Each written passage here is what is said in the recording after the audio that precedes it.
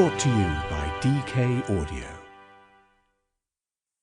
DK Audio presents Midlife Matters, written and read by Katie Taylor. Throughout this book, each section contains a Q&A with a leading specialist or expert and stories from women in our community whose voices will also be read out by me. Introduction. Why do we need a book about midlife? Simply put, midlife presents women with a unique set of challenges. We're often referred to as the sandwich generation, with those of us who have children combining parenting responsibilities with caring for aging parents, as well as managing the other relationships in our lives. Along with running a home and balancing work commitments at a time when we're starting to experience a raft of mental and physical changes and challenges, it's no wonder that our own health and well-being ends up at the bottom of the priority list. This stage of our lives comes without a manual, and so figuring out how to navigate this next chapter can feel daunting, isolating, and confusing. It soon becomes clear why many women liken these midlife years to living inside a pressure cooker.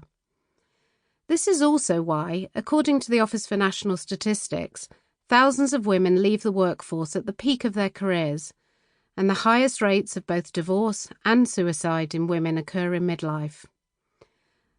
My own experiences of midlife are what inspired me to share my journey, first through a social media platform and a website, and then in this book.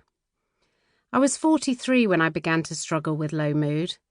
My usually outgoing and capable persona was slowly replaced with diminished energy, brain fog, and anxiety.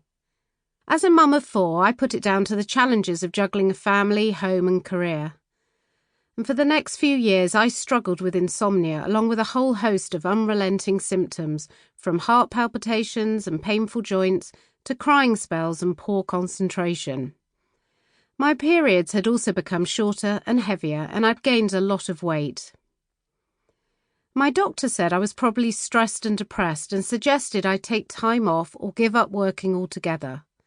I was given antidepressants, but they didn't make things any better, they just made me numb.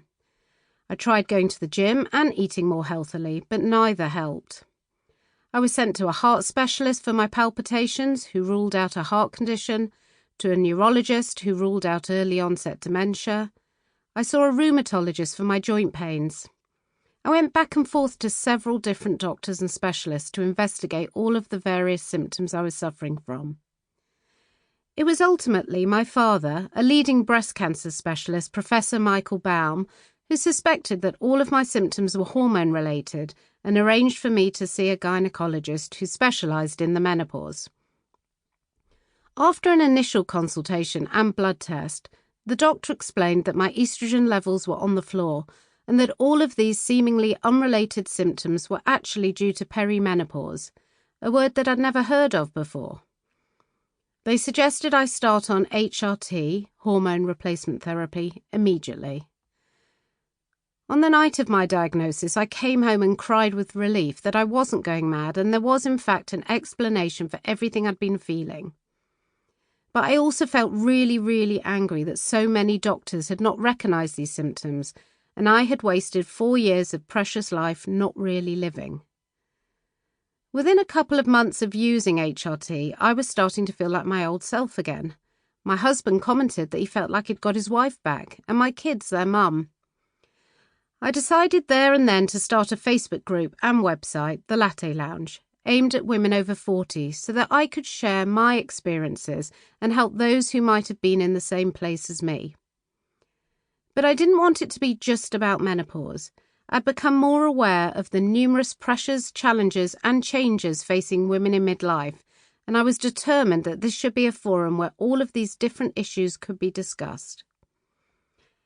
I put together a medical advisory team and a panel of health and well-being experts to support women with advice and evidence-based articles, not only about perimenopause and menopause, but also addressing all areas of midlife, health and well-being.